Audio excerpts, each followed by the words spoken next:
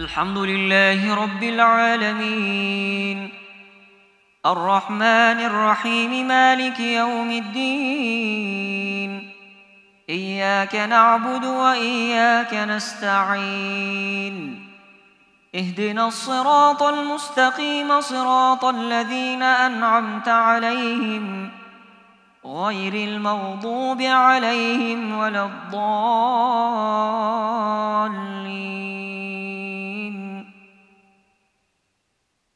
وإلى عاد أخاهم هودا قال يا قوم اعبدوا الله ما لكم من إله غيره إن أنتم إلا مفترون.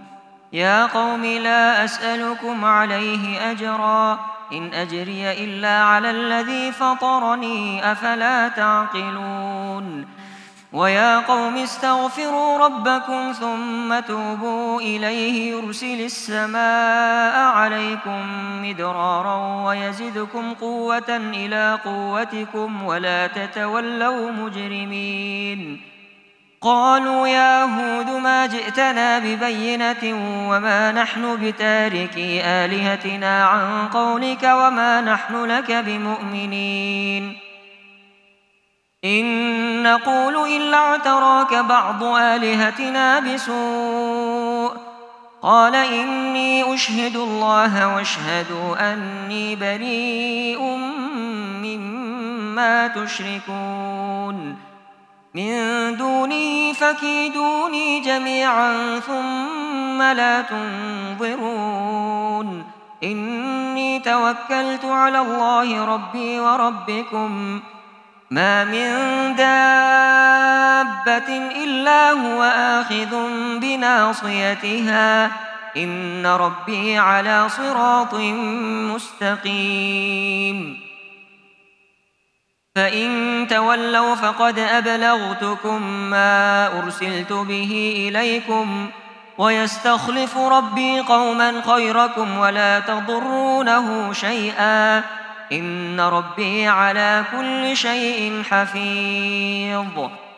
ولما جاء أمرنا نجينا هودا والذين آمنوا معه برحمة منا ونجيناهم من عذاب غليظ. وتلك عاد جحدوا بآيات ربهم ولما جاء أمرنا نجينا هودا والذين آمنوا معه برحمة منا ونجيناهم من عذاب غليظ. وتلك عاد جحدوا بآيات ربهم وعصوا رسله واتبعوا أمر كل جبار عنيد. وأتبعوا في هذه الدنيا لعنة ويوم القيامة ألا إن عادا كفروا ربهم عدا لعاد قوم هود. وإلى ثمود أخاهم صالحا قال يا قوم اعبدوا الله ما لكم من إله غيره هو أنشأكم من الأرض واستعمركم فاستغفروه ثم توبوا إليه إن ربي قريب مجيب. قالوا يا صالح قد كنت فينا مرجوا قبل هذا أتنهانا أن نعبد ما يعبد آباؤنا وإننا لفي شك مما تدعونا إليه مريب. قال يا قوم أرأيتم إن كنت على بينة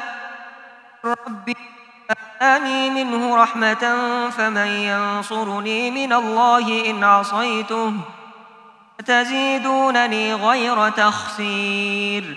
ويا قوم هذه ناقة الله لكم آية فذروها تأكل في أرض الله ولا تمسوها بسوء فيأخذكم عذاب قريب. فعقروها فقال تمتعوا في داركم 3 أيام ذلك وعد غير مكذوب. فلما جاء أمرنا نجينا صالحا والذين آمنوا معه برحمة منا برحمة منا ومن خزي يومئذ إن ربك هو القوي العزيز. وأخذ الذين ظلموا الصيحة فأصبحوا في ديارهم جاثمين كأن لم يغنوا فيها ألا إن ثمود كفروا ربهم ألا بعدا لثمود. ولقد جاءت رسلنا إبراهيم بالبشرى قالوا سلاما قال سلام فما لبث أن جاء بعجل حنيذ. فلما رأى أيديهم لا تصل إليه نكرهم وأوجس منهم خيفة قالوا لا تخف إنا أرسلنا إلى قوم لوط وامرأته قائمة فضحكت فبشرناها بإسحاق ومن وراء إسحاق يعقوب. قالت يا ويلتى ألد وأنا عجوز وهذا بعلي شيخا إن هذا لشيء عجيب. قالوا أتعجبين من أمر الله رحمة الله وبركاته عليكم أهل البيت إنه حميد مجيد. فلما ذهب عن إبراهيم الروع وجاءته البشرى يجادلنا في قوم لوط إن إبراهيم لحليم أواه منيب. يا إبراهيم أعرض عن هذا إنه قد جاء أمر ربك وإنهم آتيهم عذاب غير مردود. ولما جاءت رسلنا لوطا سيء بهم وضاق بهم ذرعا وقال هذا يوم عصيب.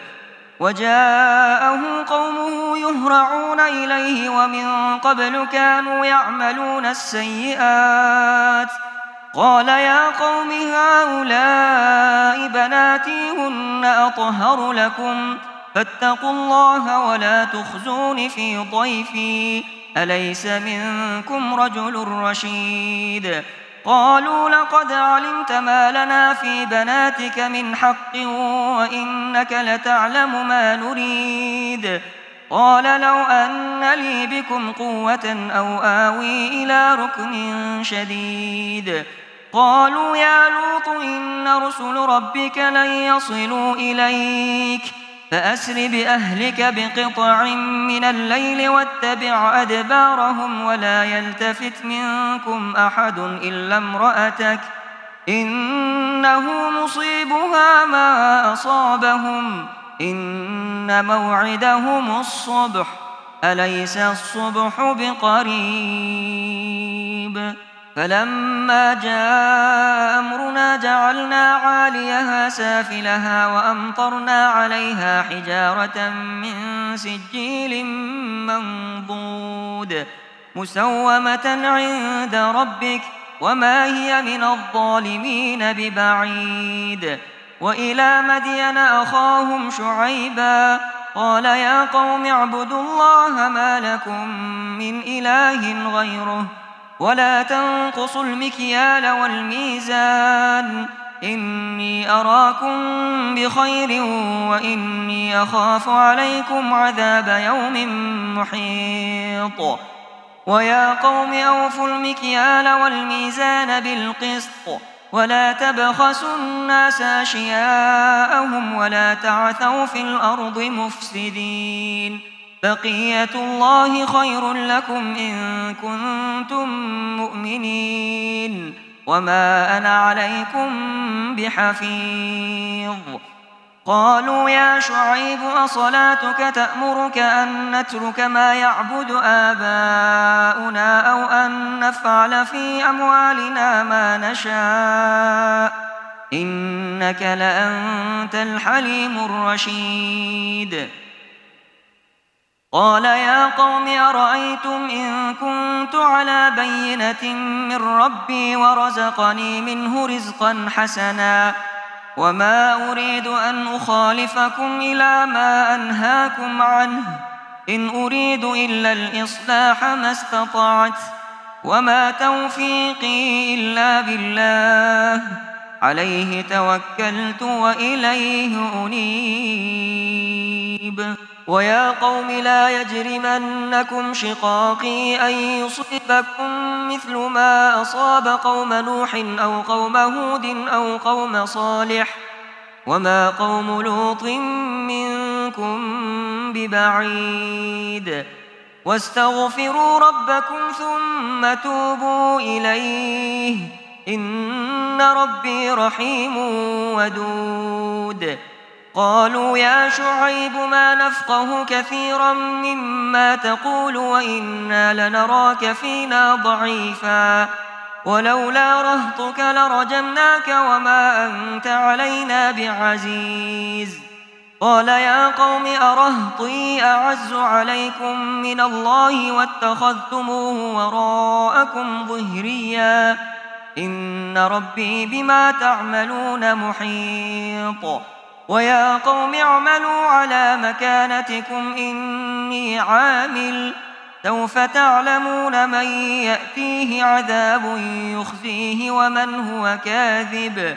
وارتقبوا إني معكم رقيب ولما جاء أمرنا نجينا شعيبا والذين آمنوا معه برحمة منا وأخذت الذين ظلموا الصيحة فأصبحوا في دارهم جاثمين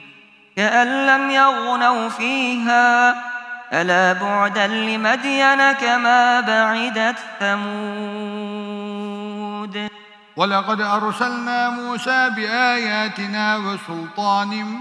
مبين إلى فرعون وملئه فاتبعوا أمر فرعون وما أمر فرعون برشيد يقدم قومه يوم القيامة فأوردهم النار وبئس الورد المورود وأتبعوا في هذه لعنة ويوم القيامة بئس الرفد المرفود ذلك من أنباء القرى نقصه عليك منها قائم وحصيد وما ظلمناهم ولكن ظلموا أنفسهم فما أغنت عنهم آلهتهم التي يدعون من دون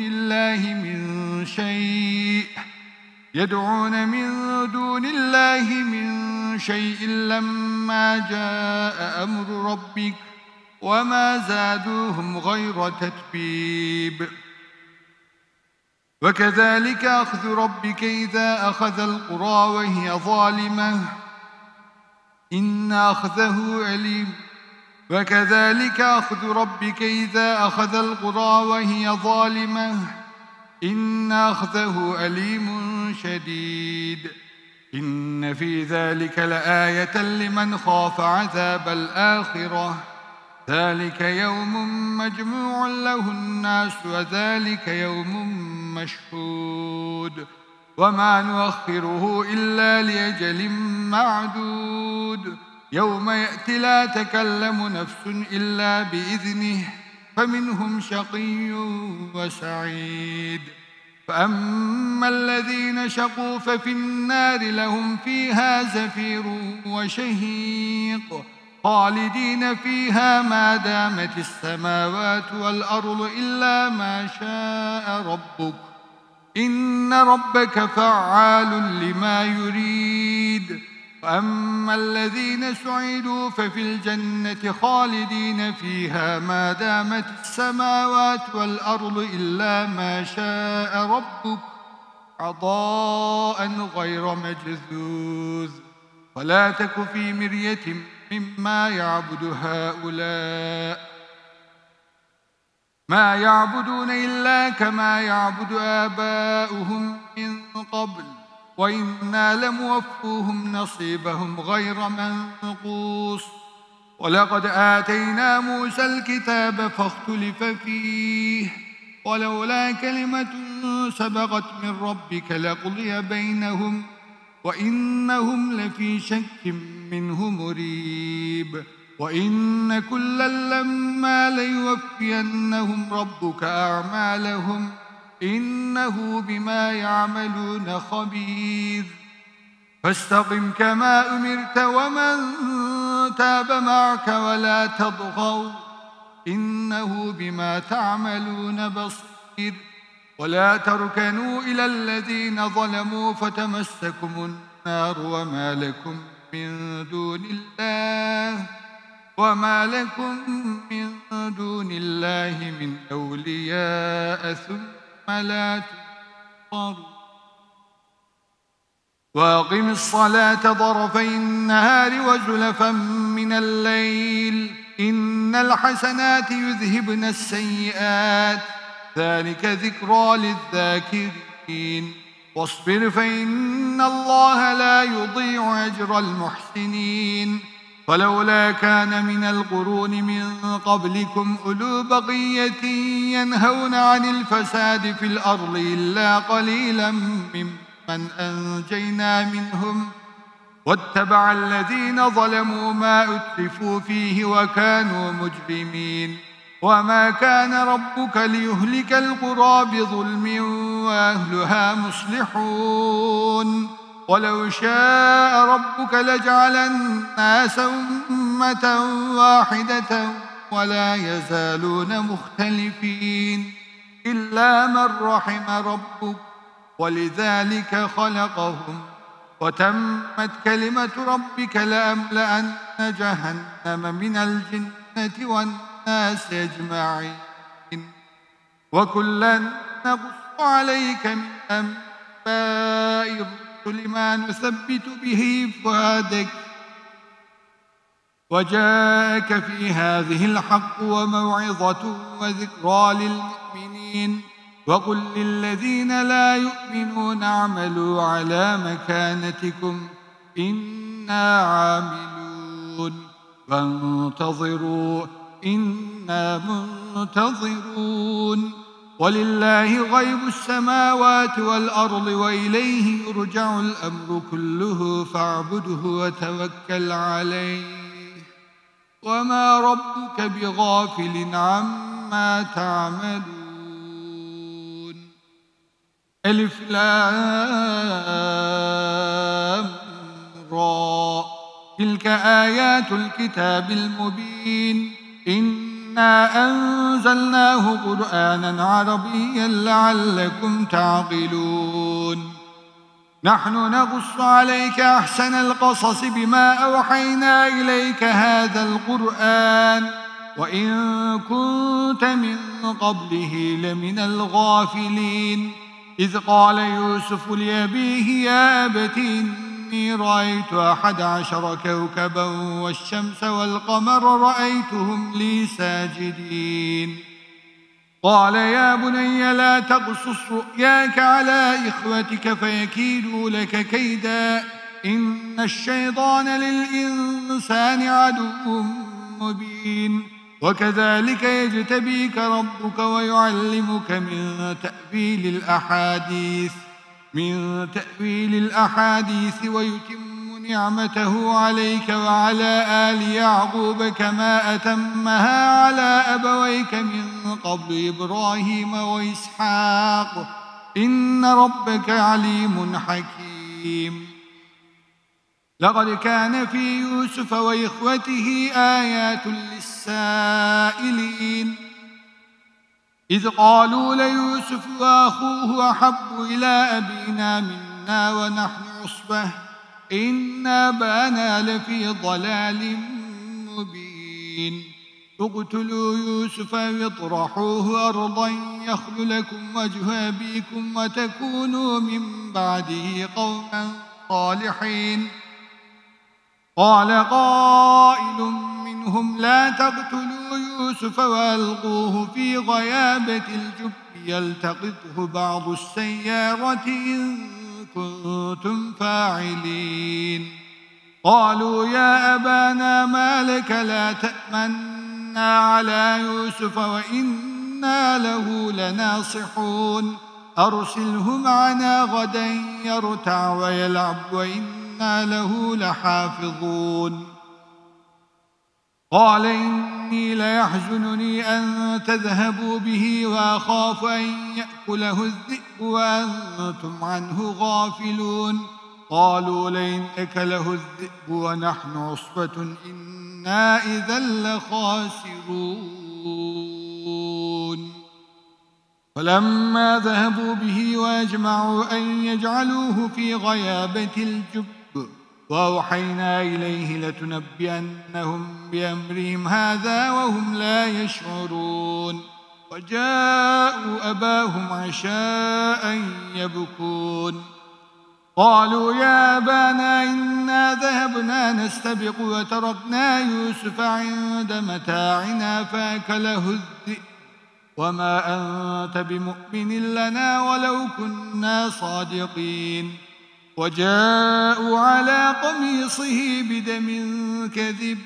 قال بل سولت لكم أنفسكم أمرا فصبر جميل والله المستعان على ما تصفون. وجاءت سيارة فأرسلوا واردهم فأدلى دلوه قال يا بشرى هذا غلام وأسروه بضاعة والله عليم بما يعملون. وشروه بثمن بخس دراهم معدودة وكانوا فيه من الزاهدين. فقال الذي اشتراه من مصر لامرأته أكرمي مثواه عسى أن ينفعنا أو نتخذه ولدا وهم لا يشعرون. فشروه بثمن بخس دراهم معدودة وكانوا فيه من الزاهدين. فقال الذي اشتراه من مصر لامرأته أكرمي مثواه عسى أن ينفعنا أو نتخذ ولدا. وكذلك مكنا ليوسف في الأرض ولنعلمه من تأويل الأحاديث والله غالب على أمره ولكن أكثر الناس لا يعلمون. ولما بلغ أشده آتيناه حكما وعلما وكذلك نجزي المحسنين. وراودته التي هو في بيتها عن نفسه وغلقت الأبواب وقالت هيت لك. قال معاذ الله إنه ربي أحسن مثواي إنه لا يفلح الظالمون. ولقد همت به وهم بها لولا أن رأى برهان ربه كذلك لنصرف عنه السوء والفحشاء إنه من عبادنا المخلصين. واستبق الباب وقدت قميصه من دبر وألف يا سيدها لدى الباب. قالت ما جزاء من أراد بأهلك سوءا إلا أن يسجن أو عذاب أليم. قال هي راودتني عن نفسي وشهد شاهد من أهلها إن كان قميصه قد من قبل فصدقت وهو من الكاذبين وإن كان قميصه قد من دبر فكذبت وهو من الصادقين. فلما رأى قميصه قد من دبر قال إنه من كيدكن إن كيدكن عظيم. يوسف أعرض عن هذا واستغفري لذنبك إنك كنت من الخاطئين. وقال نسوة في المدينة امرأة العزيز تراود فتاها عن نفسه قد شغفها حبا إنا لنراها في ضلال مبين فلما سمعت بمكرهن أرسلت إليهن وأعتدت لهن متكئا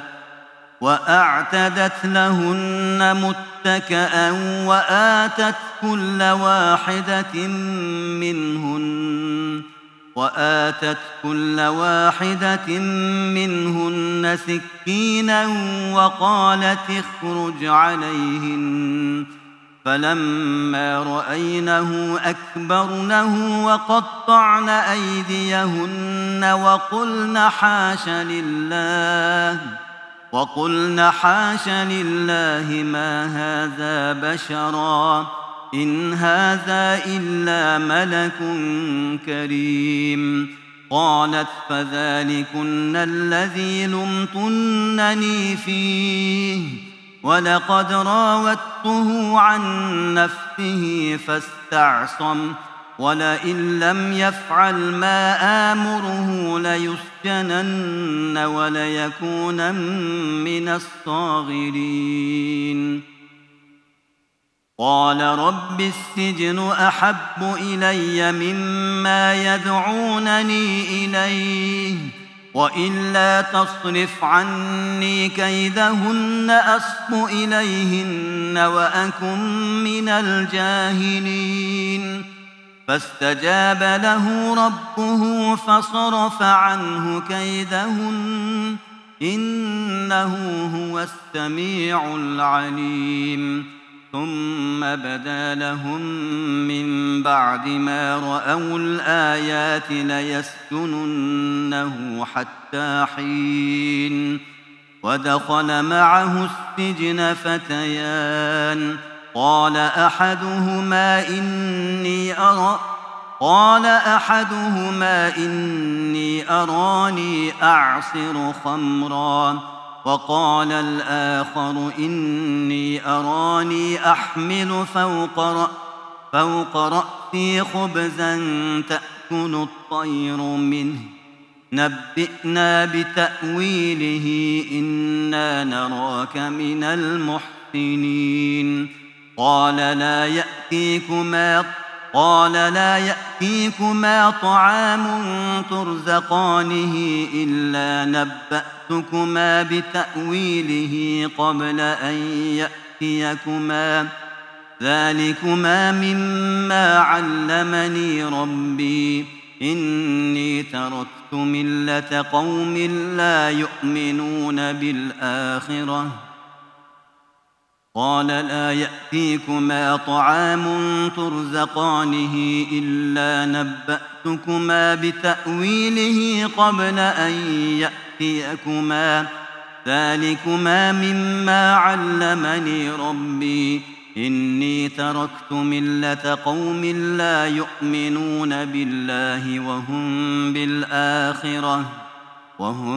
بالآخرة هم كافرون واتبعت ملة آبائي إبراهيم وإسحاق ويعقوب ما كان لنا أن نشرك بالله من شيء ذلك من فضل الله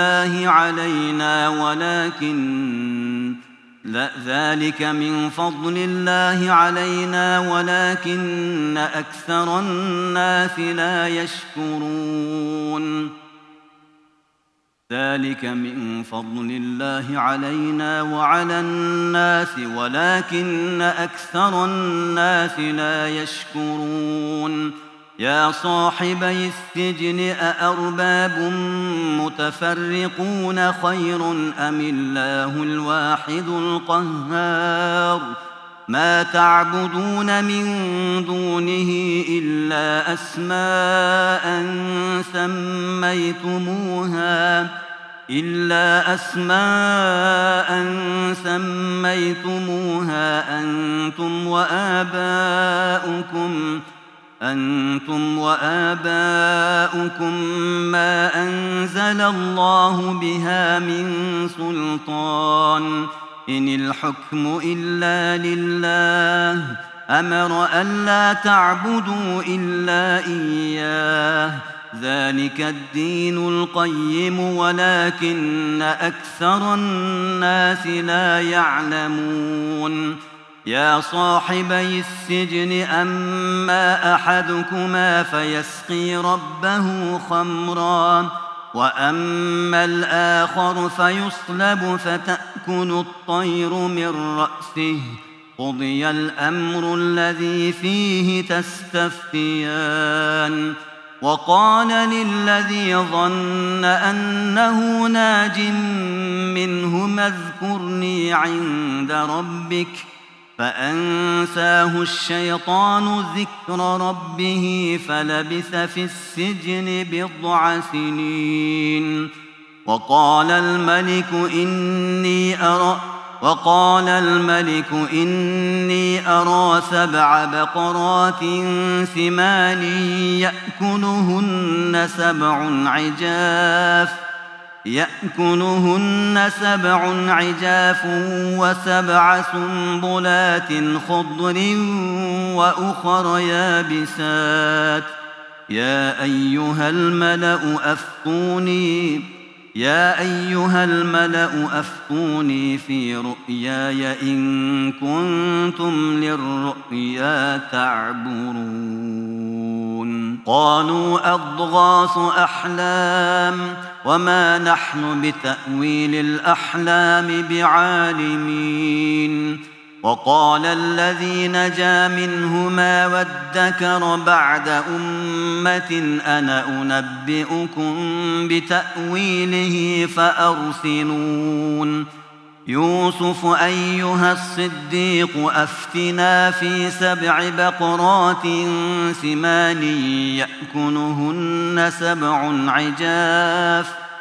يأكلهن 7 عجاف و7 سنبلات خضر وأخر يابسات لعلي أرجع إلى الناس لعلهم يعلمون قال تزرعون 7 سنين دأبا فما حصدتم فذروه في سنبله إلا قليلا مما تأكلون ثم يأتي من بعد ذلك 7 شداد يأكلن ما قدمتم لهن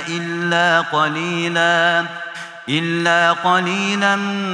مما تحصنون ثم يأتي من بعد ذلك عام فيه يغاث الناس وفيه يعصرون وقال الملك ائتوني به فلما جاءه الرسول قال ارجع إلى ربك فاسأله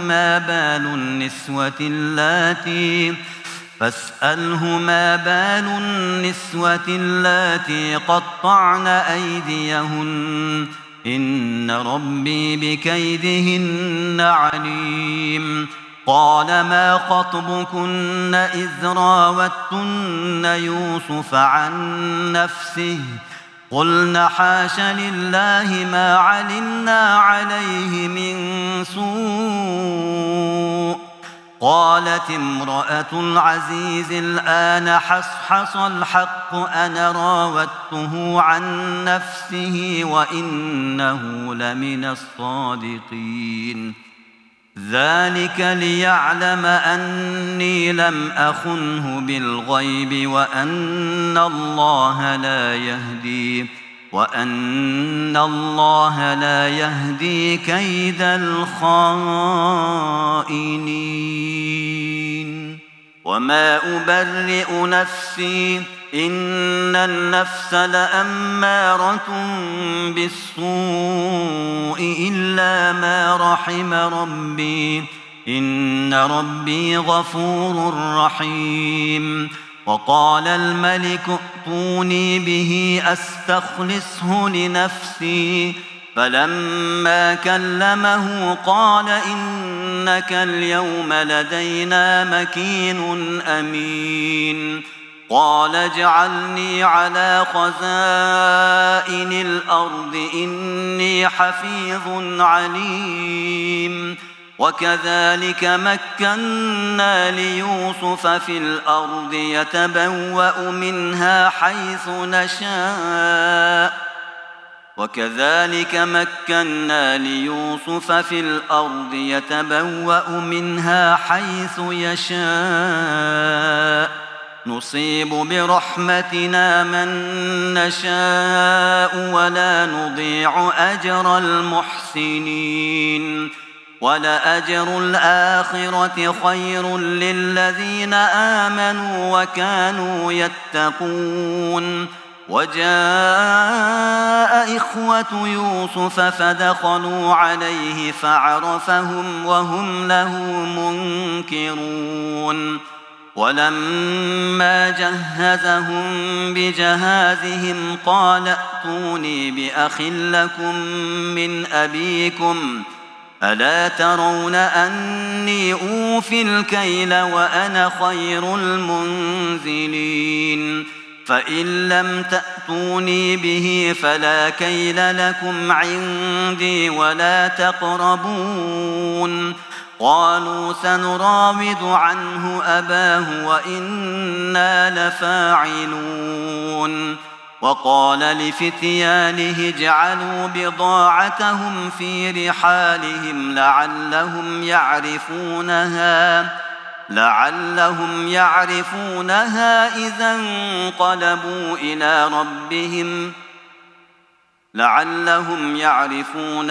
إذا انقلبوا إلى أهلهم لعلهم يرجعون. فلما رجعوا إلى أبيهم قالوا يا أبانا منع منا الكيل فأرسل معنا أخانا نكتل وإنا له لحافظون.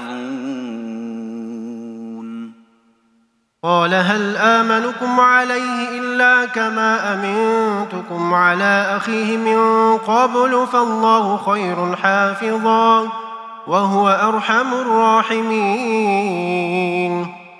ولما فتحوا متاعهم وجدوا بضاعتهم ردت إليهم قالوا يا أبانا ما نبغي هذه بضاعتنا ردت إلينا ونمير أهلنا ونحفظ أخانا ونزداد كيل بعير ذلك كيل يسير. قال لن أرسله معكم حتى تؤتون موثقا من الله لتأتونني به إلا أن يحاط بكم. فلما أتوه موثقهم قال الله على ما نقول وكيل. وقال يا بني لا تدخلوا من باب واحد وادخلوا من أبواب متفرقة وما أغني عنكم من الله من شيء إن الحكم إلا لله عليه توكلت وعليه فليتوكل المتوكلون.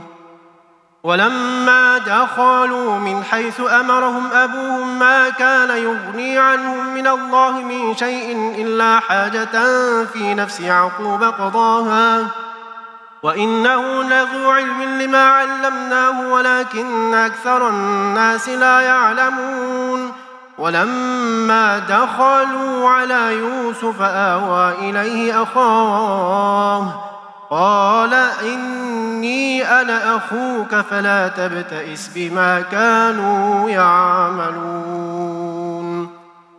فلما جهزهم بجهازهم جعل السقاية في رحل أخيه ثم أذن مؤذن أيتها العير إنكم لسارقون.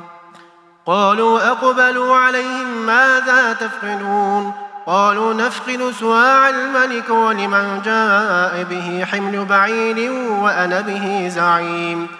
قالوا تالله لقد علمتم ما جئنا لنفسد في الأرض وما كنا سارقين. قالوا فما جزاؤه إن كنتم كاذبين. قالوا جزاؤه من وجد في رحله فهو جزاؤه كذلك نجزي الظالمين. فبدأ بأوعيتهم قبل وعاء أخيه ثم استخرجها من وعاء أخيه كذلك كدنا ليوسف ما كان ليأخذ أخاه في دين الملك إلا أن يشاء الله نرفع درجات من نشاء وفوق كل ذي علم عليم. قالوا إن يسرق فقد سرق أخ له من قبل فأسرها يوسف في نفسه ولم يبدها لهم قال أنتم شر مكانا والله أعلم بما تصفون. قالوا يا أيها العزيز إن له أبا شيخا كبيرا فخذ أحدنا مكانه إنا نراك من المحسنين.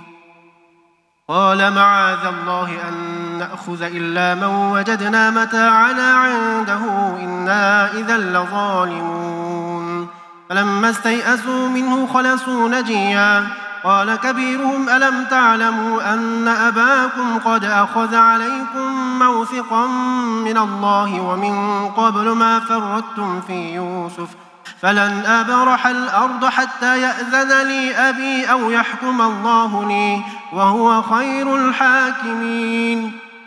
اذهبوا ارجعوا إلى أبيكم فقولوا يا أبانا إن ابنك سرق وما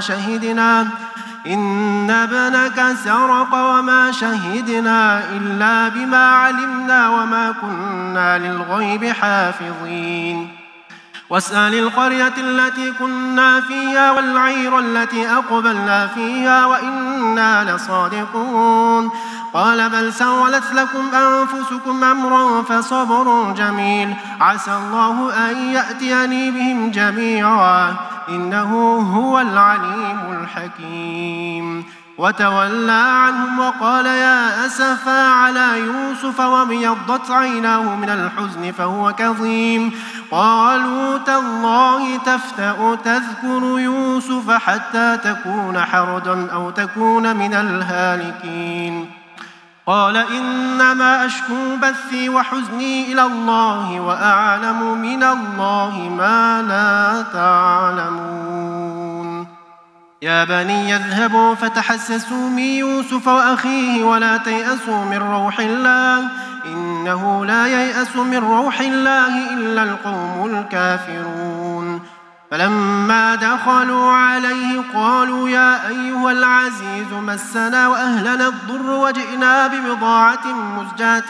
فأوف لنا الكيل وتصدق علينا إن الله يجزي المتصدقين. قال هل علمتم ما فعلتم بيوسف وأخيه إذ أنتم جاهلون. قالوا أئنك لأنت يوسف قال أنا يوسف وهذا أخي قد من الله علينا إنه من يتق ويصبر فإن الله لا يضيع أجر المحسنين. قالوا تالله لقد آثرك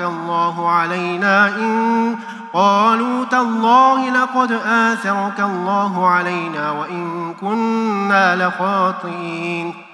قال لا تثريب عليكم اليوم يغفر الله لكم وهو أرحم الراحمين. اذهبوا بقميصي هذا فألقوه على وجه أبي يأت بصيرا وأتوني بأهلكم أجمعين. ولما فصلت العير قال أبوهم إني لأجد ريح يوسف لولا أن تفندون. قالوا تالله إنك لفي ضلالك القديم فلما أن جاء البشير ألقاه على وجهه فارتد بصيرا قال ألم أقل لكم إني أعلم من الله ما لا تعلمون قالوا يا أبانا استغفر لنا ذنوبنا إنا كنا خاطئين قال سوف أستغفر لكم ربي إنه هو الغفور الرحيم فلما دخلوا على يوسف آوى إليه أبويه وقال ادخلوا مصر إن شاء الله آمنين ورفع أبويه على العرش وخروا له سجدا وقال يا أبت هذا تأويل رؤياي من قبل قد جعلها ربي حقا وقد أحسن بي إذ أخرجني من السجن وجاء بكم من البدو من بعد أن نزغ الشيطان بيني وبين إخوتي إن ربي لطيف لما يشاء إنه هو العليم الحكيم رب قد آتيتني من الملك وعلمتني من تأويل الأحاديث فاطر السماوات والأرض أنت وليي في الدنيا والآخرة توفني مسلما وألحقني بالصالحين ذلك من أنباء الغيب نوحيه إليك ما كنت تعلمها أنت ولا قومك ذلك من أنباء الغيب نوحيه إليك وما كنت لديهم إذ أجمعوا أمرهم وهم يمكرون وما أكثر الناس ولو حرصت بمؤمنين وما تسألهم عليه من أجر إن هو إلا ذكر للعالمين وكأي من آية في السماوات والأرض يمرون عليها وهم عنها معرضون وما يؤمن أكثرهم بالله إلا وهم مشركون أفأمنوا أن تأتيهم غاشية من عذاب الله أو تأتيهم الساعة بغتة وهم لا يشعرون قل هذه سبيلي أدعو إلى الله على بصيرة أنا ومن اتبعني وسبحان الله وما أنا من المشركين وما أرسلنا من قبلك إلا رجالا نوحي إليهم من أهل القرى أفلم يسيروا في الأرض فينظروا كيف كان عاقبة الذين من قبلهم ولدار الآخرة خير للذين اتقوا أفلا تعقلون حتى إذا استيأس الرسل وظنوا أنهم قد كذبوا جاءهم نصرنا فنجي من نشاء ولا يرد بأسنا عن القوم المجرمين لقد كان في قصصهم عبرة لأولي الألباب ما كان حديثا يفترى ولكن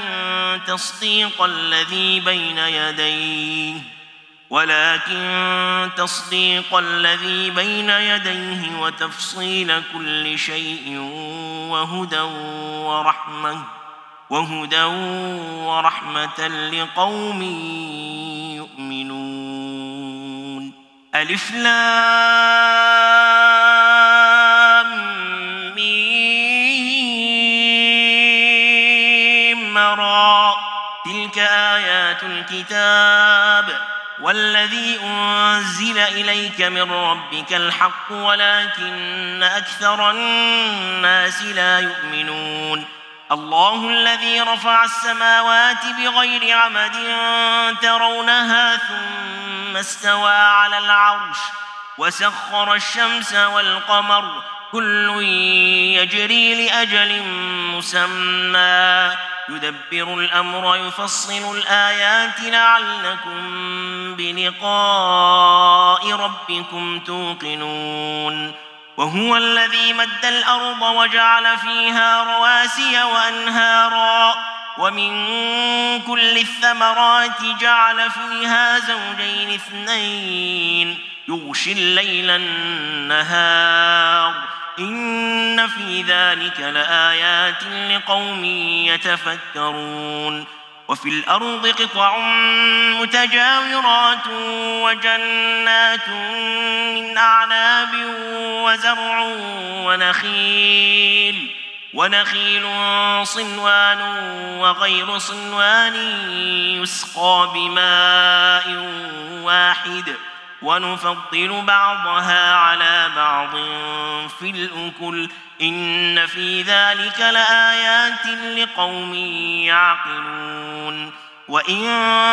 تعجب فعجب قولهم أإذا كنا ترابا أإنا لفي خلق جديد أولئك الذين كفروا بربهم وأولئك الأغلال في أعناقهم وأولئك أصحاب النار هم فيها خالدون ويستعجلونك بالسيئة قبل الحسنة وقد خلت من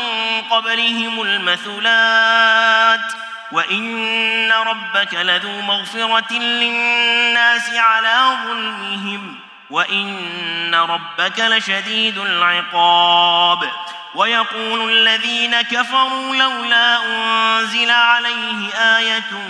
من ربه إنما أنت منذر ولكل قوم هاد الله يعلم ما تحمل كل أنثى وما تغيض الأرحام وما تزداد وكل شيء عنده بمقدار عالم الغيب والشهادة الكبير المتعال سواء منكم من أسر القول ومن جهر به ومن هو مستخف بالليل وسارب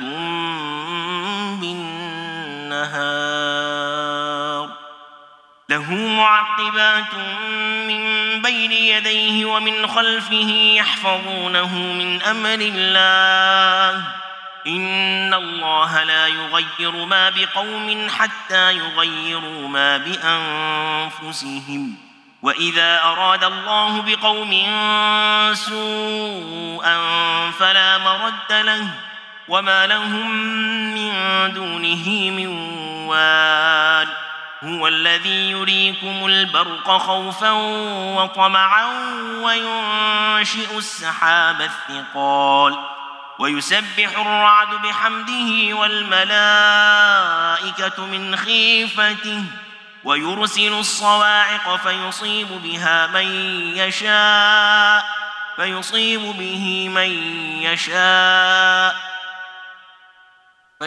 بها من يشاء وهم يجادلون في الله وهو شديد المحال له دعوة الحق والذين يدعون من دونه لا يستجيبون لهم بشيء إلا كباسط كفيه إلى الماء ليبلغ فاه وما هو ببالغه وما دعاء الكافرين إلا في ضلال ولله يسجد من في السماوات والأرض طوعا وكرها طوعا وكرها وظلالهم بالغدو والآصال قل من رب السماوات والأرض قل الله قل أفاتخذتم من دونه أولياء لا يملكون لأنفسهم نفعا ولا ضرا قل هل يستوي الأعمى والبصير أم هل تستوي الظلمات والنور أم جعلوا لله شركاء خلقوا كخلقه فتشابه الخلق عليهم قل الله خالق كل شيء وهو الواحد القهار أنزل من السماء ماء فسالت أودية بقدرها فاحتمل السيل زبدا رابيا ومما يوقدون عليه في النار ابتغاء حلية أو متاع زبد مثله كذلك يضرب الله الحق والباطل فأما الزبد فيذهب جفاء وأما ما ينفع الناس فيمكث في الأرض كذلك يضرب الله الأمثال للذين استجابوا لربهم الحسنى والذين لم يستجيبوا له لو أن لهم